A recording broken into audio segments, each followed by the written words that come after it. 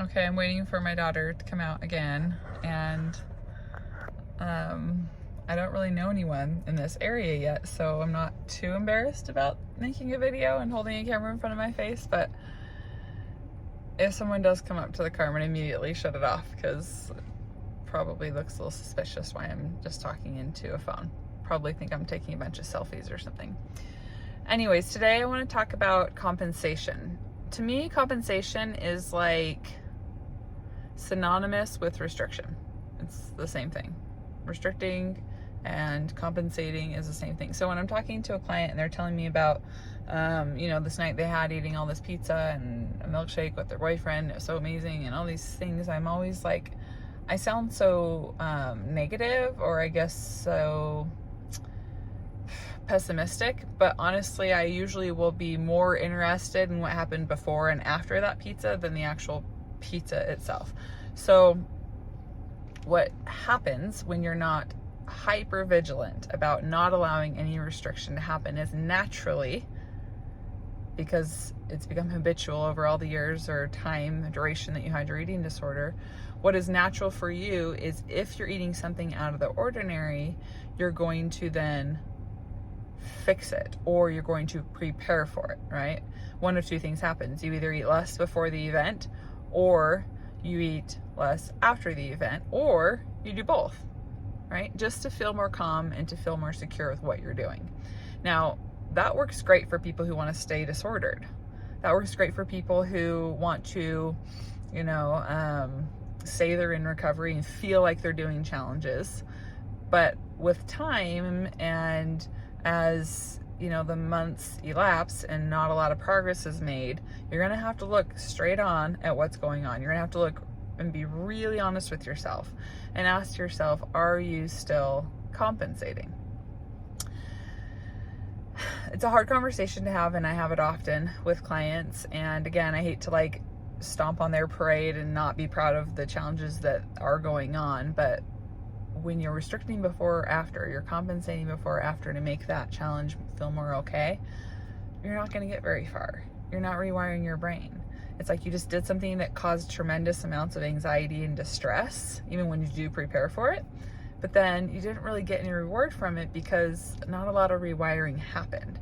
And so if you're one of those people who are saying, I did this challenge on Monday, and then on Wednesday I went out and did this challenge and I ate at this place, and you can highlight, you can actually put together, and this is what you'll see a lot of times on Instagram recovery accounts, is these highlights. You'll see the highlights, and unfortunately what you're seeing on Instagram accounts is what I oftentimes will see with clients as I dig deeper and I find out, okay, this isn't really recovery. You are challenging things, and I don't want you to stop challenging things because, well, Becky said if I'm not perfect at this and I restrict even just a tiny bit, then I'm not recovering and I shouldn't do it. That's not what I'm saying at all.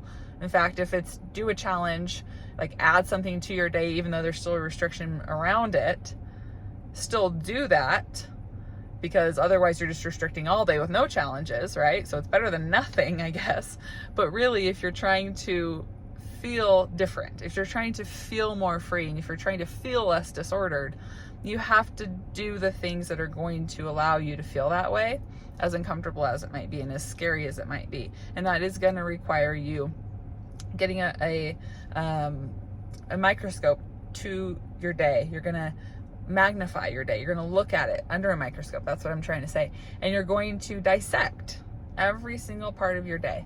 At the end of the day, what I suggest people do that are working with me, oftentimes, if I feel like it's helpful, is have them write in a journal. And just very quickly, this isn't a journal about how you're feeling, or I don't know what your kids did that day. This is a journal, and I don't know, maybe journal's not the right word, record, or log, but I want you at the end of the day to write the things that went well, so your wins, and then you write your struggles, the things that you struggled with, and then based off of the struggles that you write, the next day's goals.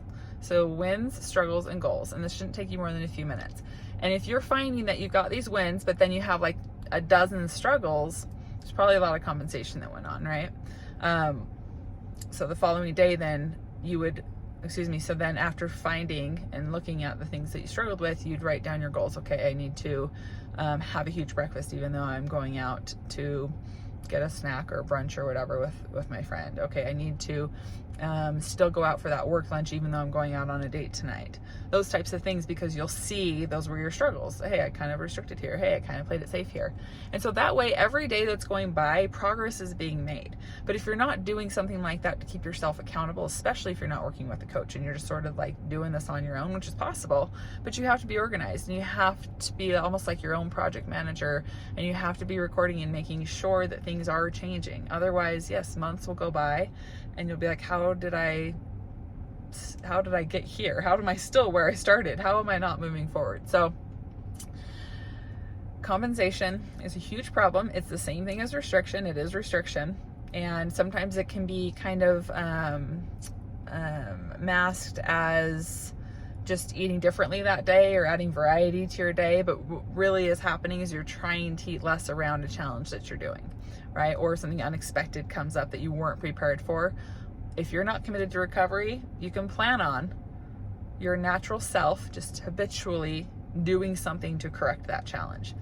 And so you have to be responsible to make the change. You have to be cued in enough, and you have to be attentive and be looking out for ways like, hey, you know what, today at work, someone brought in cupcakes and wasn't planning on it. I did eat a few.